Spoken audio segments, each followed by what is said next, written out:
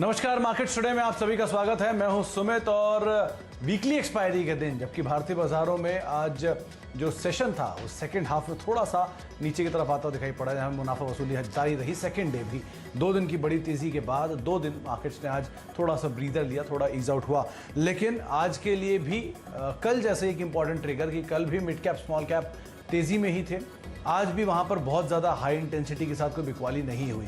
बिकवाली आपको front line index में दिखाई पड़ेगी, लेकिन mid cap index more less या तो फ्लैट रहेगा या फ्लैट टू पॉजिटिव साइड पे आपको छोटे मझौले शेयर कामकाज करते हुए दिखाई पड़ेंगे। तो मेजरली आज भी बिकवाली फ्रंट लाइन इंडेक्स के अंदर ही आपको आते हुए दिखाई पड़ी।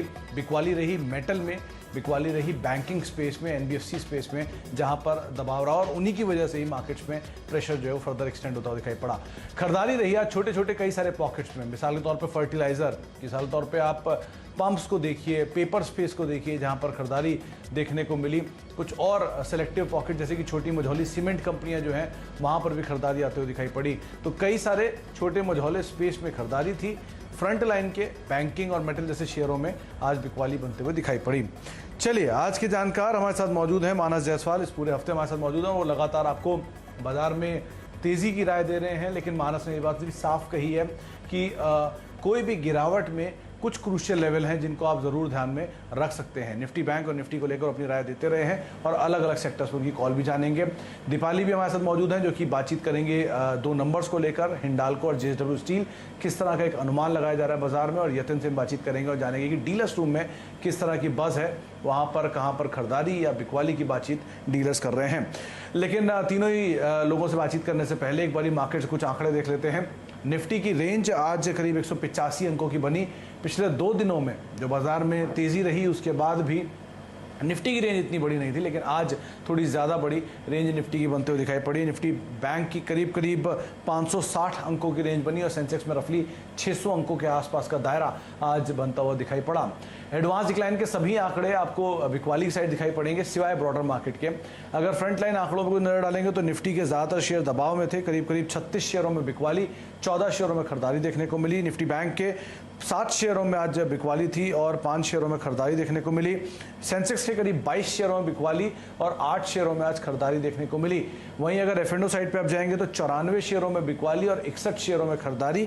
लेकिन आप इस आंकड़े को अगर देखेंगे बीएससी और एनएससी की साइड पे, यानी कि ब्रॉडर साइड पर, तो ये आंकड़ा आपको बेहतर दिखाई पड़ेगा। एडवांस की तरफ करीब 949 शेयर है एनएससी के और लगभग बराबर ही शेयर बिकवाली की साइड है एनएससी में।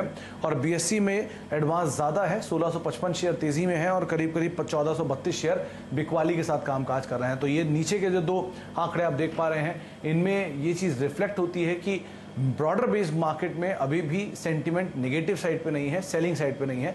फ्रंट लाइन इंडेक्स में हालांकि आज बिकवाली जरूर देखने को मिली।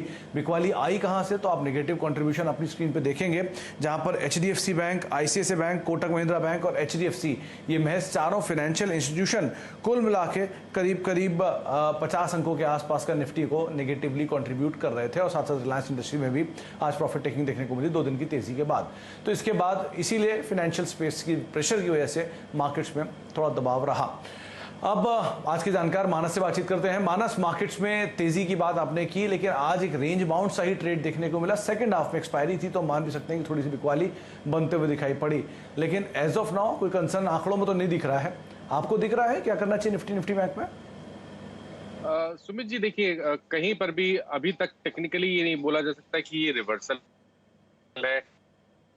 मेरे हिसाब से अभी भी मलेशिया 2 दिनों से हम हाई लेवल पे प्रॉफिट बुकिंग देख रहे हैं, लेकिन जो एडवांस डिक्लाइन रेशियो है वो काफी पॉजिटिव बना हुआ है और निफ्टी अभी भी 20 डे मूविंग एवरेज के ऊपर ट्रेड कर रहा है। मैंने 14,900 की बात की थी और वो इसलिए की थी क्योंकि वहां पर क्लस्टर ऑफ सपोर्ट है। और अगर आज आप देखिए, वीकनेस में भी 14,900 के आसपास ही निफ्टी ने सपोर्ट लिया। मैं समझता हूँ कि अगर आपके पास पोजीशन है तो आप बने रह सकते हैं, लेकिन फ्रेश लॉन्ग बनाने की सलाह आप तब रहेगी जब 15,000 के ऊपर निफ्टी निकले। जब 15,000 के ऊपर निकलेगा तब आपको फ्रेश लॉन्ग बनाने हैं, लेकिन जो आपके पास एग्जिस्टिंग लॉन्ग है वहां आप बने रह सकते हैं क्योंकि अभी तक कोई रिवर्सल के पैटर्न नहीं दिख रहे हैं। बैंक निफ्टी पे जो मैंने कल स्टॉप लॉस बोले थे 33,000 के, वही अभी भी कायम है। बैंक निफ्टी में ऐसा लग रहा है कि शायद अब 1 से 2 दिनों के अंदर ही रैली रिज्यूम होते हुए देखने को मिलेगी। तो आपको बैंक निफ्टी में तो बिल्कुल बने रहना है और 33,000 के नीचे आपको स्टॉप लॉस रखना है। तो निफ्टी के लिए थोड़ा सा आप नो ट्रेड जोन मान के चल सकते हैं। अगर आपको तेजी मिलती है, आप 15,000 के ऊपर देखते हैं तो आप जरूर बने रहे। पहले मानस ने 15,450 के टारगेट दिए थे, लेकिन हाँ, निफ्टी बैंक में अगर आपकी पोजीशन है तो आप बने रह सकते हैं। मानस ने पहले भी बात की थी कि वो ज़्यादा मजबूत शेड में है, वहाँ पर ज़्यादा खरीदारी के अवसर दिखाई पड़ रहे हैं, तो आप अकॉर्डिंगली वहाँ पर कॉल ले सकते हैं। अच्छा मानस, आपने बैंक्स पे बातचीत की, पहले भी ऑटो भी आपने चुना, मेटल भी चुना, आज आप कौन सी थीम से शेयर लेकर आए? देखिए, थीम की बात करिए तो आज कुछ एनबीएफसी स्टॉक्स में अच्छा खासा बाइंग इंटरेस्ट देखने को मिला था। एमएनएम फाइनेंस लोअर साइड से बाउंस बैक दिखाया। इंडियन हाउसिंग फाइनेंस पे आपने एक ब्रेकआउट देखा। लेकिन मेरा जो आज के लिए कल के लिए जो पिक होगा वो चोला होगा। चोला फाइनेंस में अगर आप देखेंगे तो inverse head and shoulder pattern का ब्रेकआउट आर्ली चार्ट पे देखने को मिला है। स्टॉक अपने 20 डे मूविंग एवरेज के ऊपर निकल गया है। जब ब्रेकआउट देखने को मिला तो वहां पर बेहतर वॉल्यूम देखने को मिले, तो मैं उम्मीद करूंगा कि कम से कम वापस 700 रुपए तक के स्तर आपको चोला फाइनेंस में देखने को, 600 रुपए तक के स्तर देखने को मिल सकते हैं। तो खरीदारी करिए 554 के स्टॉप लॉस से। और दूसरा स्टॉक है सिप्ला। देखिए, सिप्ला चूज करने का एक रीजन ये है कि अगर आप एक ट्रेंड लाइन बनाएंगे 3 मई से अगर जो टॉप बने हैं, 2 टॉप उसके बाद बने हैं, उसको आप एक ट्रेंड लाइन वहां पर बनाएंगे तो वहां पर आपको एक ब्रेकआउट देखने को मिलेगा। उस ट्रेंड लाइन को ब्रेकआउट पे आपको बेहतर वॉल्यूम देखने को मिले हैं। और ओवरऑल अगर आप देखेंगे तो सिप्ला वीकली चार्ट पे एक फ्लैग पैटर्न बना रहे हैं। तो मेरा समझना है कि अब रैली सिप्ला में रिज्यूम हो सकती है, पिछले हाईस टेस्ट हो सकते हैं। तो 965 के टारगेट सेट करें, 904 रुपए का स्टॉप लॉस। तो 2 नाम मानस ने आपको बताए हैं। पहला नाम आप सिप्ला को देख सकते हैं, दूसरा चोलामंडलम फाइनेंस। 2 ऐसे नाम हैं जिसके ऊपर आप दांव लगा सकते हैं और दोनों में ही मानस को लग रहा है कि शायद तेजी बनते हुए दिखाई पड़े। अच्छा मानस, आपने एनबीएफसी स्पेस की बात की, लेकिन आज प्रेशर सबसे ज़्यादा बैंकिंग स्पेस से ही था। आईसीआईसीआई, एचडीएफसी, एक्सिस, कोटक, कुछ ऐसे नाम है जहां पर आज जरूर